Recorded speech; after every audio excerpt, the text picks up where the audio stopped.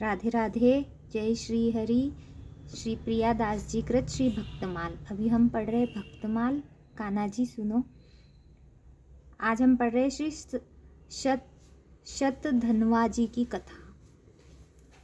पूर्व काल में पृथ्वी तल पर शतधनु नाम से विख्यात एक राजा था। उसकी पत्नी शेव्या अत्यंत धर्मपरायण थी। वह महाभागा, पतिव्रता, सत्य, शौच और दया से युक्त तथा विनय और नीति आदि संपूर्ण सुलक्षणों से संपन्न थी। उस महारानी के साथ राजा शतधनु ने परम समाधि द्वारा सर्वव्यापक देव श्री जनार्दन की आराधना की। वे प्रतिदिन तन्मय होकर अनन्य भाव से होम, तप, दान, उपवास और पूजन आदि द्वारा भगवान की भक्ति पूर्वक आराधना करने लगे। एक दिन कार्तिकी पूर्णिमा को उपवास कर उन दोनों पति पत्नी ने श्री गंगा जी में एक साथ ही स्नान करने के अनंतर बाहर आने पर एक पाखंडी को सामने आते देखा। यह ब्राह्मण उस महात्मा राजा के धनुर्वेदाचार्य का मित्र था। अतः आचार्य के गौरववश राजा ने भी उससे मित्रवत व्यवहार किया, किंतु उसकी पतिव्रता पत्नी ने उसका कुछ भी आदर नहीं किया। वह मौन रही और यह सोचकर कि मैं उपोषित उपवास युक्त हूँ, उसे देखकर सूर्य का दर्शन किया। फिर उन दोनों ने यथारीति आकर भगवान विष्णु के पूजा आदि की संपूर्ण कर्म विधि पूर्वक किए। कालांतर में वह शत्रुजित राजा मर गया। तब देवी शेव्या ने भी चितारूढ़ महाराज का अनुगमन किया। राजा शतधनु ने उपवास अवस्था में पाखंडी से वार्तालाप किया था, अतः उस पाप के कारण उसने कुत्ते का जन्म लिया तथा उसकी शुभ लक्षणा पत्नी शेव्या काशी नरेश की कन्या हुई, जो सब प्रकार के विज्ञान से युक्त, सर्व लक्षण संपन्ना और जाति स्मरा पूर्व जन्म का वृत्तांत जानने वाली थी। राजा ने उसे किसी वर को देने की इच्छा की, किंतु उस सुंदरी के ही तो रोक देने पर वह उसके विवाहादि से उपरत हो गए। तब उसने दिव्य दृष्टि से अपने पति को श्वान हुआ जान विदिशा नामक नगर में जाकर उसे वहां कुत्ते की अवस्था में देखा।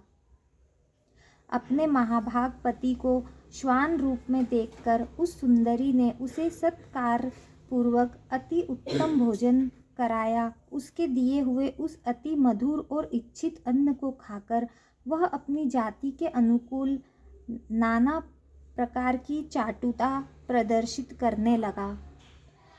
उसकी चाटुता करने से अत्यंत संकुचित हो उस बालिका ने कुत्सित योनि में उत्पन्न हुए उस अपने प्रियतम को प्रणाम कर उससे इस प्रकार कहा, महाराज, आप अपनी उस उदारता का स्मरण कीजिए जिसके कारण आज आप श्वान योनि को प्राप्त होकर मेरे चाटुकार हुए हैं।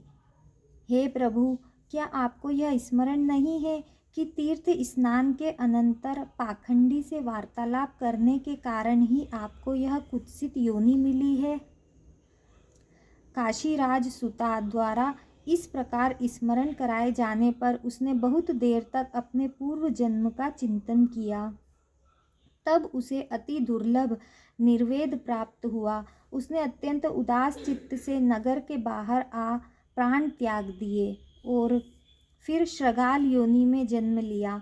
तब काशीराज कन्या दिव्य दृष्टि से उसे दूसरे जन्म में श्रगाल हुआ जान उसे देखने के लिए कोलाहल पर्वत पर गई।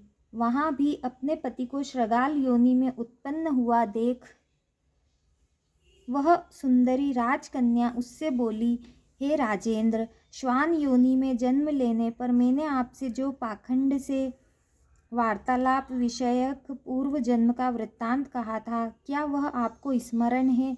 तब सत्यनिष्ठों में श्रेष्ठ राजा शतधनु ने उसके इस प्रकार कहने पर सारा सत्य वृत्तांत जानकर निराहार रह वन में अपना शरीर छोड़ दिया। फिर वह एक भेड़िया हुआ उस समय भी अनिंदिता राजकन्या ने निर्जन वन में जाकर अपने पति को उसके पूर्व जन्म का वृत्तांत स्मरण कराया। उसने कहा, हे महाभाग, तुम भेड़िया नहीं हो, तुम राजा शतधनु हो। तुम अपने पूर्व जन्म में कुकुर और श्रगाल होकर अब भेड़िए हुए हो। इस प्रकार उसके स्मरण कराने पर राजा ने जब भेड़िए के शरीर को छोड़ा तो गृध्र योनि में जन्म लिया। उस समय भी उसकी पत्नी निष्पाप भार्या ने फिर उसे बोध कराया, हे नरेंद्र, तुम अपने स्वरूप का स्मरण करो, इस गृध्र चेष्टाओं को छोड़ो, पाखंडी के साथ वार्तालाप करने के दोष से ही तुम गृध्र हुए हो। फिर उस दूसरे जन्म में काक योनि को प्राप्त हुआ।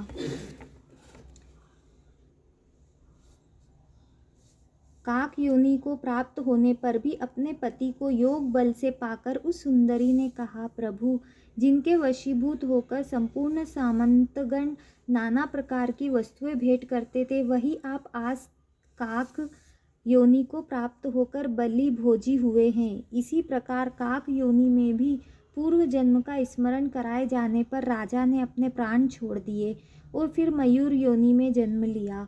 मयूरावस्था में भी काशीराज की कन्या उसे क्षण क्षण में अति सुंदर मयूरोचित आहार देती हुई उसकी टहल करने लगी। उस समय राजा जनक ने अश्वमेघ नामक महायज्ञ का अनुष्ठान किया। उस यज्ञ में अवभृत स्नान के समय उस मयूर को स्नान कराया। तब उस सुंदरी ने स्वयं भी स्नान कर राजा को यह स्मरण कराया कि किस प्रकार उसने श्वान और श्रगाल आदि योनियां ग्रहण की थी। अपनी जन्म परंपरा का स्मरण होने पर उसने अपना शरीर त्याग दिया और फिर महात्मा जनक जी के यहाँ ही पुत्र रूप से जन्म लिया। तब उस सुंदरी ने अपने पिता को विवाह के लिए प्रेरित किया। उसकी प्रेरणा से राजा ने उसके स्वयंवर का आयोजन किया। स्वयंवर होने पर उस राजकन्या ने स्वयंवर में आए हुए अपने उस पति को फिर पति भाव से वरण कर लिया। उस राजकुमार ने काशीराज सुत्ता के साथ नाना प्रकार के भोग भोगे और फिर पिता के परलोकवासी होने पर विदेह नगर का राज्य किया।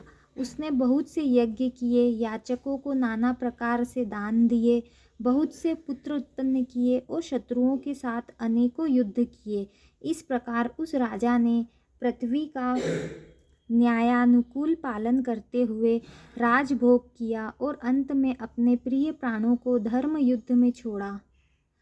तब उस सुलोचना ने पहले के समान फिर अपने चित्तरूढ़ पति का विधि पूर्वक प्रसन्न मन से अनुगमन किया। इससे वह राजा उस राजकन्या के सहित इंद्रलोक से भी उत्कृष्ट अक्षय लोकों को प्राप्त हुआ। इस प्रकार शुद्ध हो जाने पर उसने अतुलनीय अक्षय स्वर्ग, अति दुर्लभ दाम्पत्य और अपने पूर्वोजित संपूर्ण पुण्य का फल प्राप्त कर लिया। राधे राधे। तो ये थी श्री शतधन्वा जी की कथा। अब अगली कथा हम कल पढ़ेंगे। राधे राधे।